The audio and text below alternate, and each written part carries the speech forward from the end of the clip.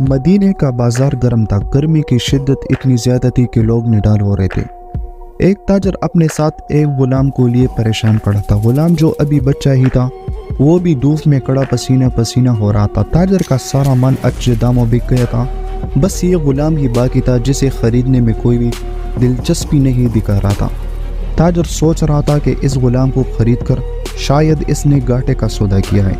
इसने तो सोचा था कि अच्छा मुनाफा मिलेगा, लेकिन यह तो असल लागत का मिलना भी दुश्वार हो रहा था। इसने सोच लिया था कि अब अगर ये गुलाम सिर्फ कीमत खरीद पर भी बिका तो वो इसे फौरन बेच देगा। मदीना की एक लड़की की इस गुलाम पर नज़र पड़ी तो इसने ताजर से पूछा कि ये गुलाम कितने का बेचोगे। ताजर ने कहा कि मैंने इतने में लिया है और इतने का ही दे दूंगा। उस लड़की ने गुलाम पर तरस खाते हुए उसे खरीद लिया। ताजर ने भी खुदा का शुक्र अदा किया और वापसी की राह ली। मक्का से अबू हुज़ैफा मदीना आए तो उन्हें भी इस लड़की का किस्सा मालूम हुआ। लड़की की रहम दिली से मुतासिर होकर उन्होंने इसके लिए निकाह का पैगाम भेजा, जो कबूल कर लिया गया। यूं वापसी पर वो लड़की जिसका नाम सबीता बिन्त यार था, उनकी बीवी बनकर उनके हमरा थी और वो गुलाम भी मालिकन के साथ मक्का पहुंच गया। अबू हुज़ैफा मक्का आकर अपने पुराने दोस्त उस्मान बिन अफ़्फ़ान रज़ियल्लाहु अन्हु से मिले तो उन्हें कुछ बदला हुआ पाया और उनके रवैये में सर्दमेहरी महसूस की। उन्होंने अपने दोस्त से इस्तिफ़सार किया कि उस्मान ये सर्दमेहरी क्यों? तो उस्मान बिन अफ़्फ़ान रज़ियल्लाहु अन्हु ने जवाब दिया कि मैंने इस्लाम कबूल कर लिया है और तुम अभी तक मुसलमान नहीं हुए, तो अब हमारी दोस्ती कैसे चल सकती है?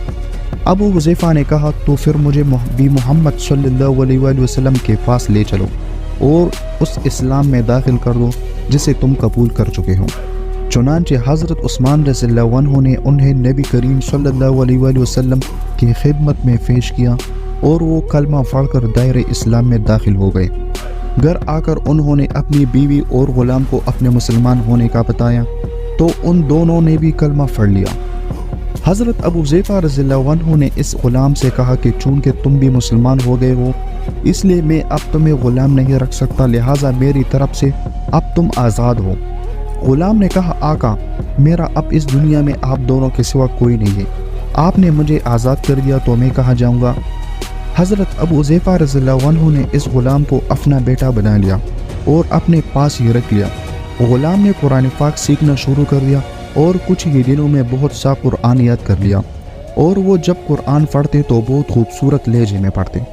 हिजरत के वक्त नबी करीम सल्लल्लाहु अलैहि वसल्लम से पहले जिन सहाबा ने मदीना की तरफ हिजरत की, उनमें हज़रत उमर रज़ियल्लाहु अन्हु के साथ हज़रत अबू हुज़ैफा रज़ियल्लाहु अन्हु और उनका ये फालक बेटा भी था।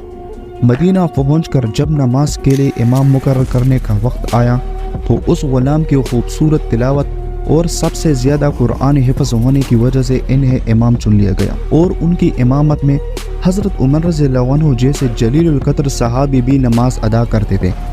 मदीना के यहूदियों ने जब इन्हें इमामत करवाते देखा तो हैरान हो गए कि ये वही गुलाम है जिसे कोई ख़रीदने के लिए तैयार न था। आज देखो कितनी इज्जत मिली कि मुसलमानों का इमाम बना हुआ है। अल्लाह पाक ने इन्हें खुशगुलू इस कदर बनाया था कि जब आयात कुरानी तिलावत फरमाते तो लोगों पर एक महवियत तारी हो जाती और राहगीर टटक कर सुनने लगते। एक दफ़ा उम्मुल मोमिनीन हज़रत आयशा रज़ियल्लाहु अन्हा को रसूलुल्लाह सल्लल्लाहु अलैहि वसल्लम के पास हाजिर होने में देर हुई। आप सल्लल्लाहु अलैहि वसल्लम ने तवक्कुफ़ की वजह पूछी तो बोली कि एक कारी तिलावत कर रहा था, उसके सुनने में देर हो गई और खुश अलहानी की इस कदर तारीफ की कि हज़रत मोहम्मद सल्लल्लाहु अलैहि वसल्लम खुद चादर संभाले हुए बाहर तशरीफ़ ले आए। देखा तो वो बेटे तिलावत कर रहे हैं। आप सल्लल्लाहु अलैहि वसल्लम ने खुश होकर फरमाया, अल्लाह पाक का शुक्र है कि उसने तुम्हारे जैसे शख्स को मेरी उम्मत में बनाया। क्या आप जानते हैं कि ये खुशकिस्मत सहाबी कौन थे? इनका नाम हज़रत सालिम रज़ियल्लाहु अन्हु था, जो सालिम मौला अबू हुज़ैफा रज़ियल्लाहु अन्हु के नाम से मशहूर थे। उन्होंने जंग मोता में जाम शहादत नोश किया।